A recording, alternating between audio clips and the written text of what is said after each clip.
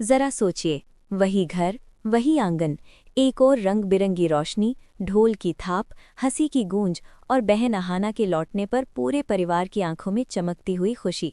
और ठीक उसी वक्त उसी ठाकुरबाड़ी के किसी कोने में एक छोटी बहू परोमिता के सपने चुपचाप दम तोड़ रहे थे, क्योंकि उसका अपना पति पोल्टू और सास पिशीमुनी उसके जीते जी उसके सुहाग की दूसरी दुल्हन ढूंढ चुके थे, बड़ी चालाकी से, बड़ी उम्मीदों से।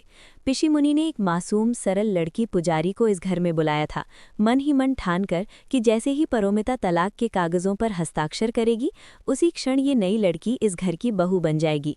पोल्टू उसके पास बैठकर ऐसे भविष्य के सपने बुन रहा था मानो परोमिता नाम की औरत कभी इस घर की देहरी पर आई ही ना हो।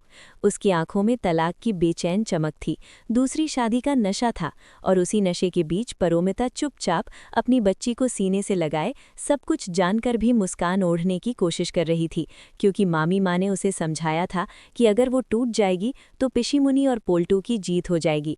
पर दिल का बोझ, अपमान की चुभन, भरोसे का टूटना, सब मिलकर उसके तन मन को भीतर ही भीतर चीर रहे थे। स्वागत समारोह में नाच गाना चल रहा था, अहाना और घर की औरतें खिलखिला रही थी, दुर्गा देवी और मजली बहू मेजली माहौल को संभाल रही थी। और तभी गानों की धुन के बीच परोमिता की आंखों के आगे अंधेरा छा गया, कदम लड़खड़ाए और वो सबके सामने जमीन पर गिर पड़ी। चारों तरफ अफरा तफरी मच गई, किसी को लगा सदमा सह न पाई, किसी को लगा अब ये रिश्ता सचमुच खत्म हो जाएगा।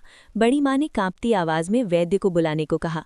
अहाना और दुर्गा देवी ने घबराकर उसे होश में लाने की कोशिश की। पोल्टू नाम मात्र की चिंता के साथ उसे पुकार रहा था, पर उसके भीतर तो बस एक डर था, अगर परोमिता को कुछ हो गया तो तलाक का खेल अधूरा रह जाएगा, दूसरी शादी का स्वप्न अधर में लटक जाएगा।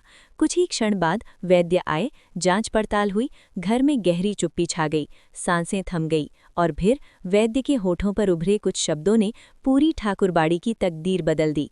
चिंता की बात नहीं, बस थोड़ा अशक्त शरीर है। और हाँ, एक और समाचार, आपकी छोटी बहू गर्भवती है, शीघ्र ही इस घर में एक नन्हे प्राण का आगमन होने वाला है। एक पल को मानो समय रुक गया। अहाना के स्वागत की खुशी से भी बड़ी, गहरी, अनकही खुशी की लहर ने घर को छू लिया। दुर्गा देवी की आंखें भीग गईं, मेजली ने अहाना को गले लगा लिया, बड़ी माँ के चेहरे पर बरसों बाद सच्ची मुस्कान तैर गई। पर ठीक उसी समय पोल्टू और पिशीमुनी के होश जैसे उड़ गए, दूसरे विवाह के सारे सपने राख बनकर आंखों के सामने उड़ने लगे। पोल्टू घबराकर वैद्य के हाथ से कागज छीनकर देखने लगा, हर शब्द जैसे उसके घमंड पर चोट कर रहा था। पिशीमुनी बुदबुदाई कि ये जरूर उस लड़की की कोई चाल है, कोई नया नाटक, ताकि मेरा बेटा फंस जाए। तभी अब तक चुपचाप तमाशा देख रही पुजारी अचानक खड़ी हो गई, उसकी आंखों में आग और आत्मसम्मान एक साथ चमक उठे। उसने सख्त स्वर में पूछा, ये सब क्या है पोल्टू बाबू? आपकी पत्नी जीवित है, अब उसका गर्भ भी है, और आप मुझसे विवाह के सपने दिखा रहे थे। मैं तो समझी थी कि आपका रिश्ता टूट चुका है, पर यहाँ तो एक नई जिंदगी शुरू होने जा रही है। आप किसी औरत को धोखा देकर, अपने ही होने वाले बच्चे को ठुकराकर दूसरी शादी का मोल भाव कैसे कर सकते हैं? उसके शब्दों ने पोल्टू और पिशीमुनी को नंगा कर दिया। उनके पास कोई उत्तर न था। पुजारी ने दृढ़ स्वर में चाहा कि उसे ऐसा संबंध नहीं चाहिए जो किसी और स्त्री के आंसुओं पर टिका हो, किसी बच्चे के भविष्य को अंधेरे में धकेल कर बनाया गया हो। और वो सिर ऊंचा करके ठाकुरबाड़ी से बाहर चली गई। उनकी सारी साजिश उसके कदमों की आहट के साथ ही टूट कर बिखर गई। दुर्गा देवी ने पोल्टू की तरफ देखा तो उनकी आंखों में दया नहीं, एक कठोर संतोष था। उन्होंने शांत स्वर में कहा, ये ठाकुर जी का संकेत है, ये बच्चा तुम्हें और परोमिता को एक और अवसर दे रहा है, वही अवसर जिसे तुमने अहंकार में ठुकरा दिया था।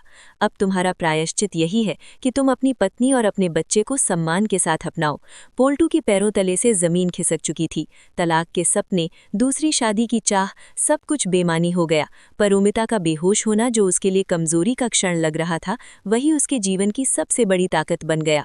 मानो किस्मत ने कह दिया हो कि रिश्ते कागज के एक दस्तखत से नहीं, दिल की नीयत और जिम्मेदारी से टूटते जुड़ते हैं। अब सवाल बस इतना है कि क्या पोल्टू अपने बच्चे के आने से पहले बदल पाएगा? क्या वो अपने स्वार्थ से ऊपर उठकर इंसान बन पाएगा, या फिर उसकी जिद उसे हमेशा के लिए अकेला कर देगी? क्योंकि अंत में भाग्य वही हाथ थामता है जो गलती मानकर सुधरने की हिम्मत रखता है। और यही इस कहानी का संदेश है, धोखे पर नहीं, सच्चाई और स्वीकार पर ही किसी घर की नींव टिक पाती है।